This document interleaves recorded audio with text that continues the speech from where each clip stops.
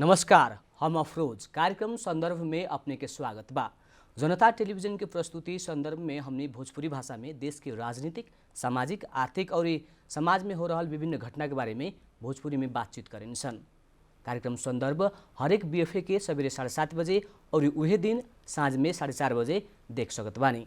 आजू के बैठाई में हमने के साथ में बानी हमने के अतिथि के रूप में जनता समाजवादी पार्टी जसपा नेपाल के माननीय सांसद रामबाबू यादव।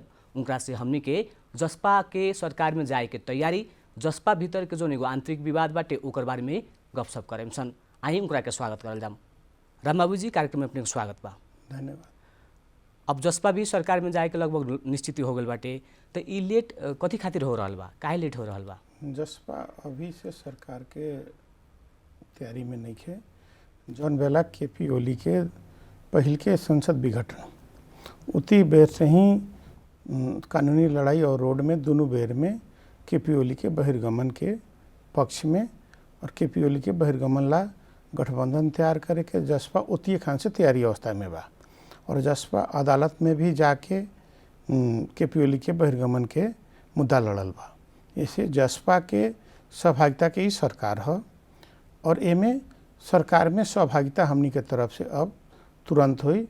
पार्टी भीतर के आंतरिक समस्या और अभी तक लेके सरकार के जौन साझा कार्यक्रम CMP लखा उ सबके तैयारी के क्रम में थोड़ा लेट भेल बा। और 22-23 गते के बाद से सरकार के सहभागिता सभी गठबंधन में रहल सभी दल के सहभागिता हुई। अब सुने में आवता कि जसपा के मंत्रालय 5 गो फूल एगो राज्य मंत्री मिली। अब उमे आकांक्षी लोग ज़्यादा बाटे लोग, तो उमे व्यवस्थापन करे में भी पार्टी के अध्यक्ष उपेंद्र यादव के बहुत समस्या हो रहा बा, कह के भी बात आ रहा बा। व्यवस्थापन में सब दल के लेल ई समस्या बा। काहे इस गठबंधन में 5 गो दल बा। 5 गो दल भेला से सब दल के भाग में एगो तो सरकार में ना जाई, एगो सरकार में ना जाई, गठबंधन तो बा ना। उनकर भी हो सकता आज नहीं के बिहान भी इच्छा आ जाए, हो सकता है कि बिहान वाला ये लोकतांत्रिक समाजवादी पार्टी भी आ सकता सरकार में। अभी वैसा अवस्था नहीं है। कहा ई लोकतांत्रिक समाजवादी पार्टी जौन बनल बा शुरू से ही केपी ओली के सहयात्री रहल बा। विषय में हम तंग देर में बात करल। ठीक बा। पार्टी भीतर के लेखा इथि मिलता है, पार्टी भीतर जितना भाग बा उतने भाग भीतर सब दल के मिल जाए।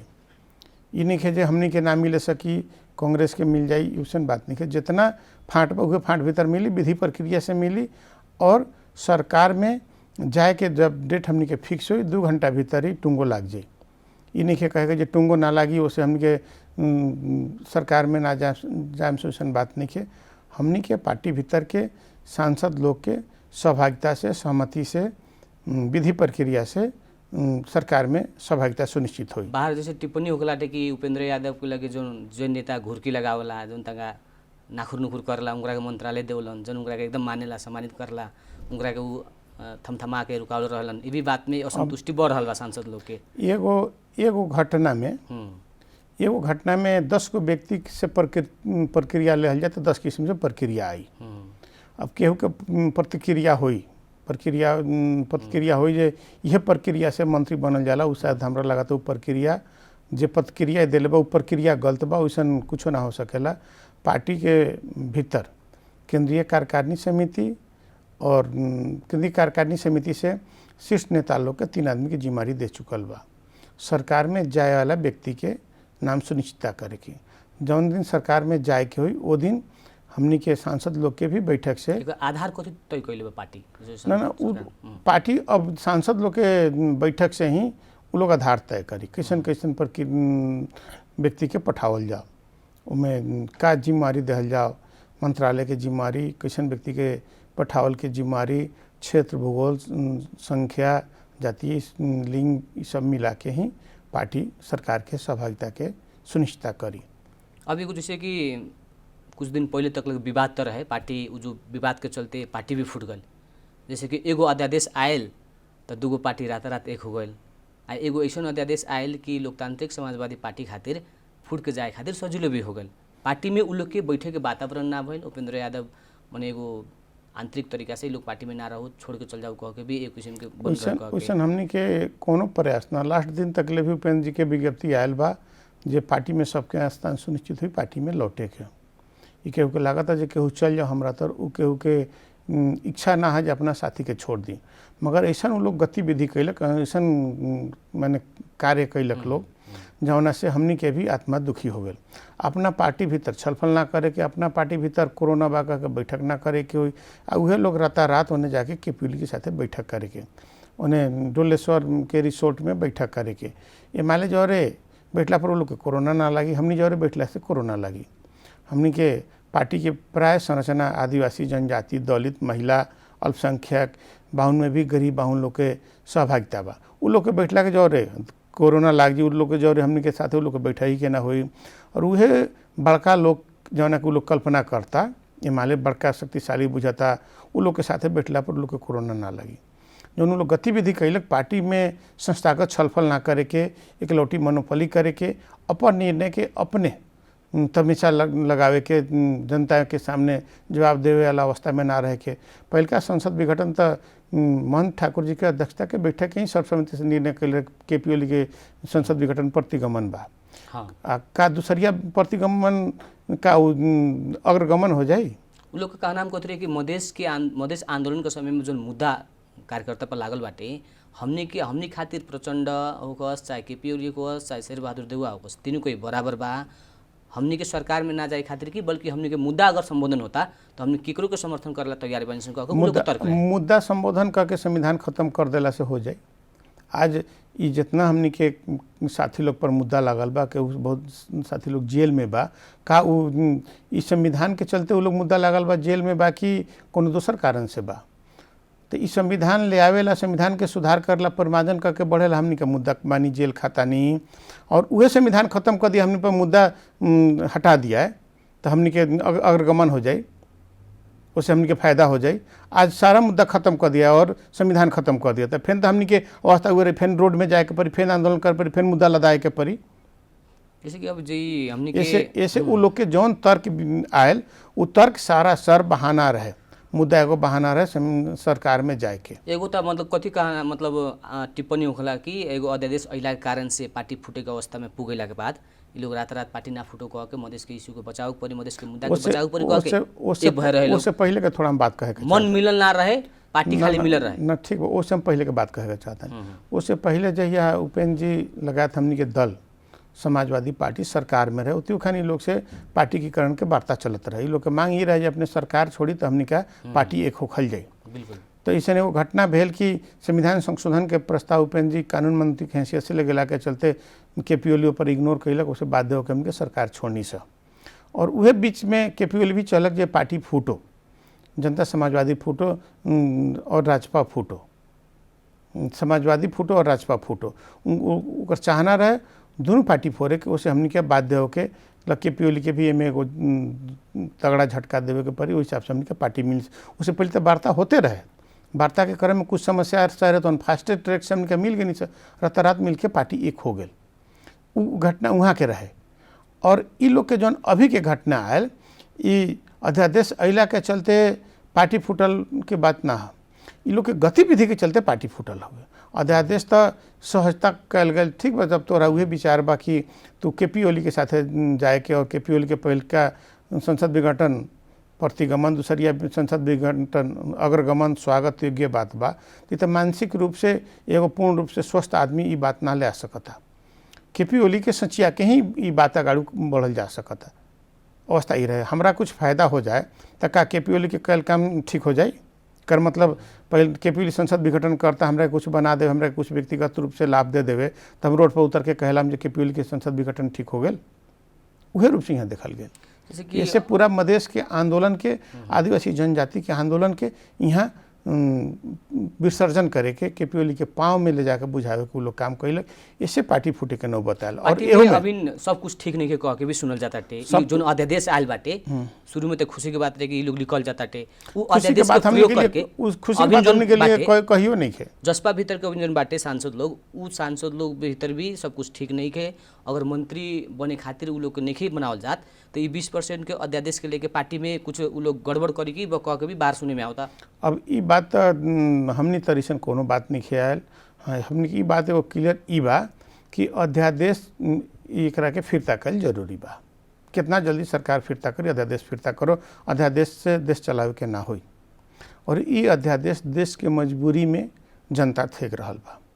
पहलका बार केपी ओली के अध्यादेश आयल तो पूरा जनता तो विरोधे में गेल, रोडे में गेल, नागरिक समाज भी रोड में गेल। अब किधर जनता रोड में नहीं गेल, नागरिक समाज रोड में नहीं गेल। इससे नहीं गेल कि जनता के कल्पना बा 5 वर्ष के सरकार चलो, और 5 वर्ष के सरकार चले खातिर संसद संख्या भी जरूरी बा। और जहाँ विचार सिद्धांत ना मिलता वहाँ पार्टी जबरदस्ती एक जगह ना रह सकता। उन लोग के निकले खातिर यो अध्यादेश एगो सहज तो भइल, मीन ई अध्यादेश तुरंत फिर्ता करे के पड़ी ना तो ई पार्टी में औरी मतलब अध्यादेश फिरता करही के परी। पार्टी भीतर कुछो हो जाओ, कुछो रहो से मतलब नहीं है। अध्यादेश से देश चलावे के ना हो। इना होला कि दूसरा खातिर खुलने एगो खाल्टा अपने परगनी कह के भी तो अब ई तो परमानेंट हो गई। केपी ओली अपना हमनी खातिर खोलना में उहे पड़ गेलन।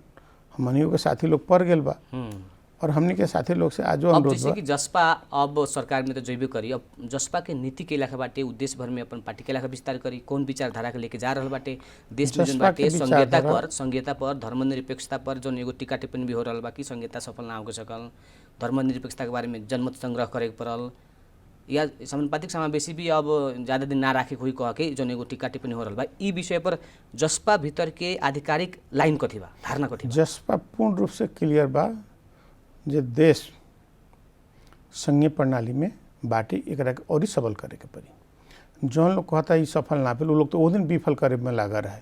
बैलगाड़ा के सवारी अमेरिका कहे वाला लोग उहे लोग है। देश में संहिता चाहबे ना करी, गणतंत्र चाहबे ना करी, धर्मनिरपेक्ष चाहबे ना करी कहेला लोग तो वो दिन रहा। वो दिन आंदोलन के राब ताप से वो लोग डराए रहे। और जे लोग कहता जे ई आवश्यकता के विषय नहीं है, देश में से कथी कथी क्षति हो गई और देश में क्षति के विवरण आवे के पड़ल और देश से नुकसानी के विवरण आवे के, नुकसान कहाँ होखे के संभावना का बा, का देश के कोनो धर्म होखे के चाहिए, देश के सब धर्म के चाहिए। जितना जनता ओकर धर्म मान रहल बा वो सारा जनता के धर्म देश के धर्म है।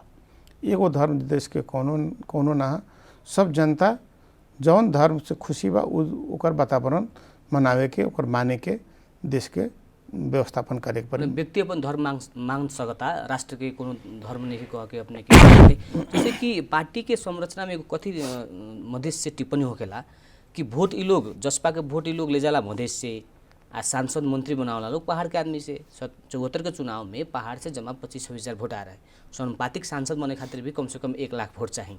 अपने लोगों जैसे कि राजेंद्र श्रेष्ठ की भी समानुपातिक सांसद में बने लोगन, सरिता गिरी के जब संसद पद गए थे एगो महिला के भी बने लोगन कह कि ई सुने में आवला टे कि मधेश से वोट ले जाला लोग पहाड़ के आदमी के ठाव दे के लोग मंत्री सांसद बनावला। जे भी कहता हम वो लोग की बात कहे के चाहे, वो लोग के संविधान अध्ययन करे के पड़ल।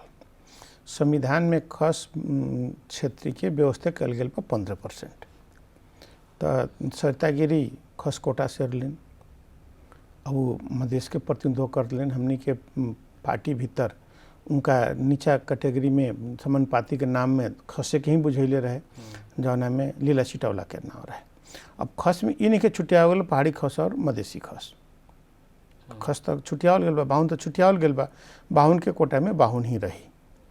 और ओमे भी महिला के कोटा में पुरुष ना आ सकता, जनजाति के कोटा में जनजाति ना, दोसर जाति ना आ सकता। तो हमने के पार्टी की जौन वोट संख्या, वो वोट संख्या के संविधान के तहत राजेंद्र श्रेष्ठ और सरिता गिरी के नाव रहे। मैंने हमारे कहना हम कथी रहे कि जैसे अपने लोगन अशोक राय से एकीकरण कैने लोगन ओकर फायदा लगभग नहीं देखल जात। 70 के चुनाव के बाद से अब अपने के आंदोलन के खाली अपने लोगन के एगो टैग जोन रहे, मतलब मधेशवादी से राष्ट्रीय छवि के बनाव के टैग खातिर अपने लोगन एकीकरण कैने लोगन, मैंने ओकर इंटरनल फायदा नहीं के आवश्यकत। इंटरनल फायदा अपने के एक दिन में इस देखम तो अपने के फायदा ना हुई। ये फायदा तो देश भर के पछाड़ी पड़ल समुदाय के अपने उठावे के बात कर रहल बानी, ओकरा के आगे बढ़ावे के बात कर रहल बानी। ओमे अपने के एके दिन में इतना बड़ा राज्य सत्ता से दमन शोषण कैल लोग के एके दिन में चाहम जे अपने शक्तिशाली बना देवे के, पूरा रूप से ओकरा के समझा देवे के, जौना में पूरा राष्ट्रीय अंतर्राष्ट्रीय शक्ति मीडिया सब कुछ हमने के विपक्ष में बा। इससे हमने ई क्लियर करे के चाहले बानी से ई पार्टी पहाड़ से लेके हिमालय तक लेके पछाड़ी पड़ल लोग के, राज्य द्वारा पछाड़ी पारल के लोग के पार्टी है। एमे संविधान के जौन व्यवस्था कैल गेल बा, आज कांग्रेस में भी मधेश से कितना वोट पड़ता नहीं वोट पड़ी तब पर भी ओकरा समानुपातिक सीट संख्या के 15% ओकरा देवे के पड़ी, मधेसी रखे के पड़ी। तो संविधान के व्यवस्था बाटे, खस सारे के रखे के पड़ी, मधेसी के रखे के पड़ी। जौन हमनी के पार्टी में मधेसी के बेस हो गेल और आरक्षित लोग के सिर्फ आरक्षण फिक्स भेल। बात यह है। जैसे कि अब जसपा के प्रदेश नंबर 2 में अपन भी सरकार बाटे कुछ दिन पहले अचानक मुख्यमंत्री जी मंत्री लोग के हेरफेर कैनी। अर्थमंत्री विजय यादव के कृषि सहकारी वन मंत्रालय में लेनी आ शैलेंद्र यादव के अर्थ मंत्रालय में ले गल बानी।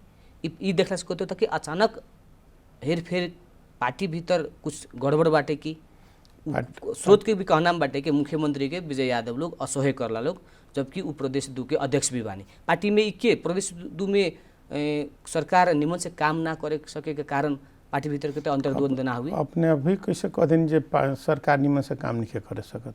प्रदेश नंबर 2 सरकार बहुत बेरुजु बाटे कह के हमने प्रदेश नंबर 2 सरकार तो नैतिक रूप से सैद्धांतिक रूप से और प्रदेश से कहाँ पछाड़ी पड़ गए और एमें राज्य द्वारा प्रशासनिक संरचना में असह्य कल गेल बा प्रदेश नंबर 2 सरकार के।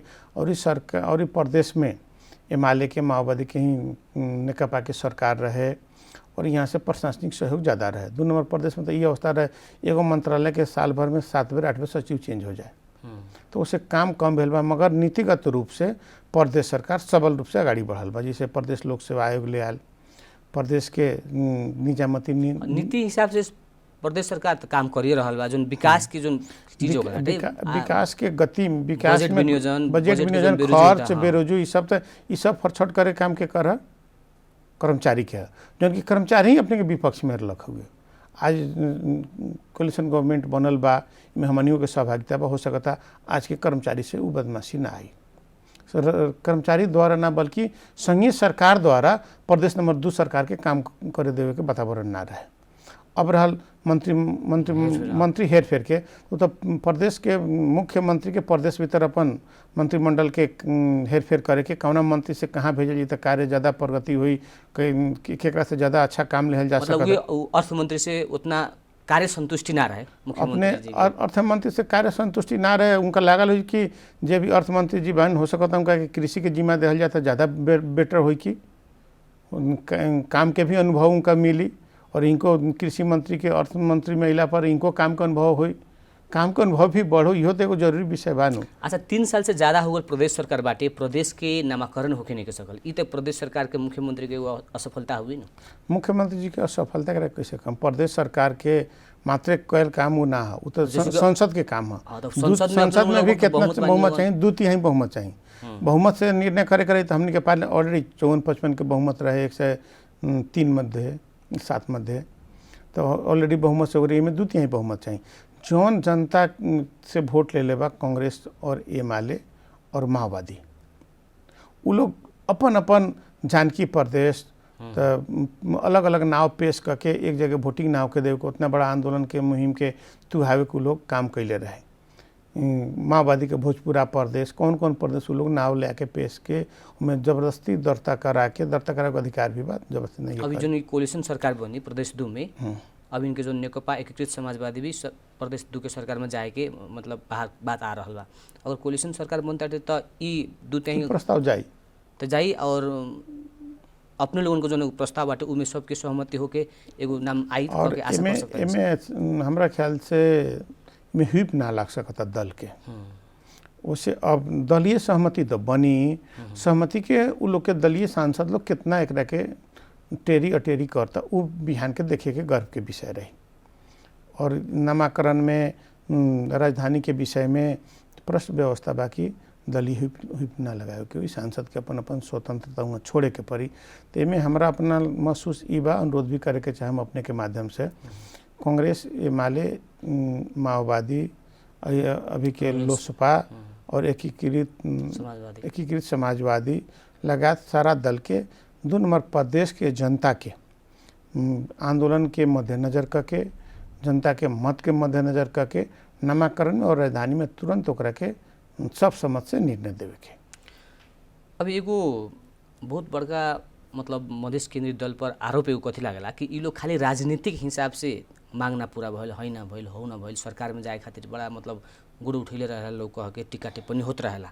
सरकार में जाए के बाटे त लोग मने कोनो चीज़ होता कोनो तक झूठ फूस के सहमति कर ले लोग देखा दे लोग जनता के सहमति बल सरकार में जाता इंसान बहुत चीज़ बाटे मने ई लोग के ध्यान चाहिए मधेश के जो नेता लोग बाटे उ लोग के ध्यान समाज में रहल कुरीति के बारे में वहाँ के विकास के बारे में चाहे वहाँ के कहीं ना कहीं सामाजिक सद्भाव के बारे में उतना ध्यान पुगे ना सकेला खास करके कुरीति के बारे में हमने कि जैसे डाइन प्रथा कहनी सन दाइजो विरुद्ध के जो अभियान होकेला ई के समाज में ई चीज़ में वहाँ का राजनीतिक दल काम नहीं कर सकत ऊपर ध्यान ना जाला एकर मेन कारण कथी हुए अफरोज जी ये बात के हम अपने के सरासर माने इनकार करम हमने के जनता समाजवादी पार्टी जौन आज दल बनल बा मुख्य रूप से उदय भेला हमने के आज 14-15 बरिस होता 14-15 बरिस के पहले के अवस्था और आज के अवस्था अपने देखी ना कितना फर्क भेल बा का हमने के आइला से भेल बा कि हमने नहीं थी तो फर्क हो जाए व्यक्तिगत तौर पर भयल हुई अपने के तौर से पहल भयल हुई मैंने पार्टीगत हिसाब से जो अभियान हिसाब से चलाऊ पहला उम नहीं तो हम तो जौन पहल करते हैं तो पार्टी के पहल हुआ हमने के अपना क्षेत्र में गांव में समाज में पूर्ण रूप से प्रतिबद्ध बानी से 20 वर्ष से पहले के शादी करे के ना हुई अपने के डाइन हइले नहीं खे एकरा के झूठ मूठ में केहू को टर्चर करे के ना हुई महिला पुरुष में विभेद करे के ना हुई बेटी के पढ़ावे के पड़ी इस सारा के हमने के पूर्ण रूप से एकरा के चीर फाड़ कर कहीं आगे बढ़ल में से आज अपने के जाई मधेश के सारा जिला में जितना एगो क्लास में जितना छात्र बा उतना छात्रा भी बा का ये अपने के ये पहले ही के परिवर्तन से हो गए बाकी हमके 14-15 बरिस के प्रभाव के हुए जब मधेश के लोग राजनीतिक में आगाड़ी बढ़ल तब ऐसे ही चेतना बढ़ी और एकरा के पूर्ण रूप से तूरे खातिर शिक्षा और राजनीतिक दोनों साथ साथ आगाड़ी बढ़े के पड़ी अपने राजनीतिक नहीं करत तो अपने के देश के गतिविधि हमरा का करे के पड़ी ये कम मालूम होता और ना पढ़ता तो देश के बारे में कम मालूम होता इससे हमने के राजनीतिक रूप से आगाड़ी बढ़ला के बाद से ही परिवर्तन भेल बा घटना के विषय में भी चर्चा करल जाम जैसे कि 12 अपने के निर्वाचन क्षेत्र में एगो जनप्रतिनिधि ऊपर महिला दलित कथित दलित जनप्रतिनिधि ऊपर पीटपाट के समाचार भी बाहर आए ये विषय कथी हुए काहे उलाका होता ते समाज भीतर ये पूर्व दल लोग के पूर्व सोच के व्यक्ति लोग के पहल का अवशेष बाकी भाई महिला के साथे जंगली व्यवहार कैल गेल बा महिला जनप्रतिनिधि के नाम हो तारामुनि पासवान कलिया उप महानगरपालिका वार्ड नंबर 27 के निर्वाचित महिला दलित वार्ड प्रतिनिधि वार्ड सदस्य उनका ऊपर रात के 10 से 11 बजे के करीब में पकड़ के घर से घिसिया के अभद्र तरीका से ले के रुख में बांध के यातना दे के एगो नीचा के पेटी कोट बाहर के कपड़ा देह में ना छोड़ के डोरी से बांध के मारपीट भेल बा कारण कथी हुए अब उनका परिवार के ऊपर आरोप बा जे इनकर माने बेटा द्वारा हमरा परिवार के प्रति देखे के दृष्टि फर्क बा ये आरोप है अब एक सत्यता का बा एक प्रशासन ही बताई छानबीन हो रहल बा एकर अपन पहल कर रहल बानी छानबीन हो रहल बा एमे इलाज भी हो रहल बा दोषी पकड़ाऊ भी बा मुद्दा भी बढ़ रहल बा अब हमने कार्यक्रम के अंत में बानी सन माननीय जी हमार अंतिम प्रश्न कथी बाटे कि अब सरकार में 22-23 गते जसपा जाए के तैयारी में बा अब एक हफ्ता समय बाटे जसपा मात्रे ना मतलब गठबंधन के एकीकृत समाजवादी भी जाई माने जसपा भीतर जैसे अपने जसपा के प्रतिनिधि कर रहल बानी तो जसपा भीतर सब कुछ ठीक बाटे वो लोग जाई लोग काम करी लोग कि फेनु जाई लोग आ चुनाव को तकले फेनु निकल जाई लोग आ फेनु कोई लोग की सरकार भी खराब बाटे हमने के निमन से जिताओ लोगन एगो वोट मांगे के तरीका होखेला न कि लोग सरकार में जाला लोग वोट आई तो फेनु छोड़ के लोग ठीक ना नहीं के लोग ठीक काम ना कइलक अपने के जबे ठीक हुई तो ठीक कहली जबे बेठीक हुई तो बेठीक कहली का बेठीक हुई तो ओकरा के ठीके कहे के पड़ी माने सरकार में जाए खातिर अपने लोगन बहुत जल्दीबाजी करेन लोगन सरकार में अब 1.5 महीने से सरकार ना बनता तो सरकार ना बनल कह के अपना ही आरोप लगावता नहीं आज हमनी चल जाते हैं तो जल्दीबाजी हो जाता सरकार में ना जाके भी तो समर्थन आदमी तो कर सकता है तो जैसे मुद्दा संबोधन होगी तब हमने सरकार अपने के सीएमपी जौन बनल बा सीएमपी तो अपने पढ़ले होखम हाँ तो का ओमे हमनी के मुद्दा के विषय में पूरा ई गठबंधन के साझा मुद्दा स्वीकार लेबा कि ना स्वीकार लेबा माने पूरा ना हो सकला अपने लोगन तो बहुत सहमति करके भी जानी लोगन पूरा ना हो सकेला तो अपने पूरा ना करता उ दल के गाड़ी करम उ दल के अपने के प्रेशर बनाएम कि नहीं करम कि हमरा के प्रेशर करम तो उ दल के प्रेशर करे के पड़ल जब अपने के ना करे के रहे काहे सही कहनी काहे समझौता कैनी? अपने के मांगे जाता तौन ठगता कि जौन सही कह के ना देता तौन ठगता? ठीक बा, अपने लोगन अपने हमने के समय देनी हमने कार्यक्रम के अंत में बानी सन, ओकरा खातिर बहुत बहुत धन्यवाद बाटे। जसपा सरकार में जाओ, जनता खातिर काम करो, हमने के ये चाहना बाटे। जनता अपने लोगों के पार्टी से जसपा ई सरकार में जाई, चाहे जौन भी ई गठबंधन भीतर के दल के मंत्रालय के प्रतिनिधित्व करी, सीएमपी बनल बा, सीएमपी पर काम करे के पड़ी। और मंत्री के भी अपने के अथी बनल बा। बहुत बहुत धन्यवाद बाटे अपने के समय देनी ओकरा खातिर। Thank you. कार्यक्रम संदर्भ आज खातिर इतना ही। देखत रही जनता टेलीविजन। हम अफरोज के विदा दी। नमस्कार।